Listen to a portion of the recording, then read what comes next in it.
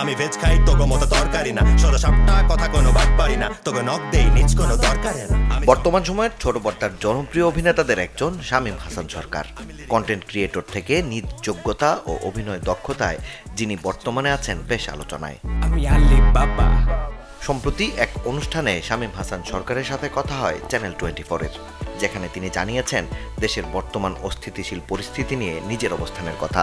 নিরাপত্তাটা তো আমাদের basic need, আমাদের মৌলিক চাহিদা। সো আসলে এটা চাওয়া মানেও আমি কোনো দল বিলং করি না। মানে যখন আমি একটা নিউট্রাল পার্সন, আমি শিল্পী, আমি সব দলেরই, আমি একটা নাগরিক হিসেবে চাই দেশটা নিরাপদ থাকুক।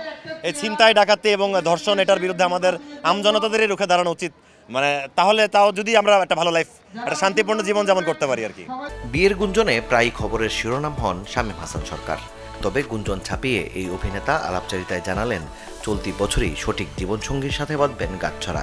আসলে বিয়ে আমি যে করেছি এটা তো একবারও নিজের মুখে বলি নাই, কোথাও আমি পোস্ট করিনি, আলহামদুলিল্লাহ বিয়ে করেছি। আমার বয়সের কারণে মেবি আমাদের দেশের মানুষ ভাবতে পারে ওয়েট করছে তারা আমার বিয়ের জন্য। ইনশাল্লাহ এই বছরই রাইট টাইমে রাইট পার্সনের সাথে আমার জন্য বিয়ে হয়, সবাইকে দোয়াই করতে বলবো।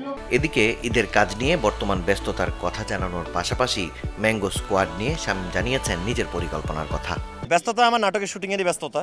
মানে যে রোজার ঈদের শুটিংয়ের কাজ শুরু করেছে আরও এক মাস আগে থেকে। সো এই রোজার ঈদের শুটিংয়ে চলছে আর কি, ঈদ স্পেশাল নাটকগুলো শুটিং করছি।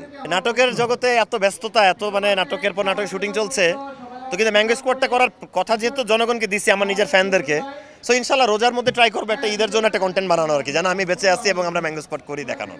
মানসম্মত বেশ কিছু ভালো চরিত্রে কাজ করে দীর্ঘকাল দর্শক হৃদয়ে বেঁচে থাকতে চান একজন শামীম হাসান সরকার। মাকসুদুল হক ইমু, চ্যানেল 24, ঢাকা।